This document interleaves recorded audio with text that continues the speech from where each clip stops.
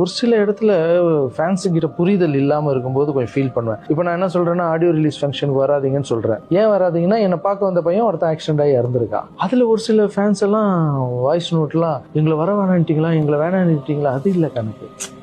என்ன நீ பார்க்க வராத, உன் இருக்கிற இடத்துக்கு நான் வரேன். இப்போ மதுரையில் ஃபேன்ஸுங்கெல்லாம் வந்து ஸ்டில் எடுக்கணும்னு ஆசைப்பட்டா, நீ என்னை பார்க்க வர்றதால தானே பிரச்சனை. கடன் வாங்குவான் பையன், அது வேனுக்கு அமௌண்ட் கட்டணும். அது வேற இல்லாமல் எல்லாம் கிளம்பி வரானுங்கன்னா அவங்ககிட்ட ட்ரெஸ் இருக்கா இல்லையான்னு தெரியாது. புது ட்ரெஸ்லாம் வாங்குறாங்க சார், புது ட்ரெஸ் வாங்குறாங்க, புது கண்ணாடி.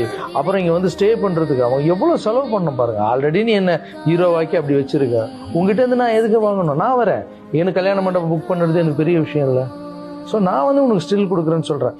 ஸோ இதெல்லாம் நல்லது பண்ணுறதுல புரிதல் இல்லாமல் ஒரு சில கஷ்டங்கள் வரும். ஆனால் நம்ம உண்மையாக போயிட்டு இருந்தால் அந்த உண்மை எடுத்துகிட்டு போய் ஒரு இடத்துல கரை செய்யணும்.